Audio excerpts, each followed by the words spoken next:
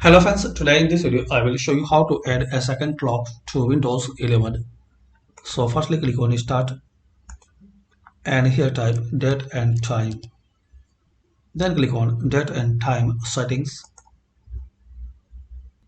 Now scroll down and here the option additional clocks. Clocks for different time zones.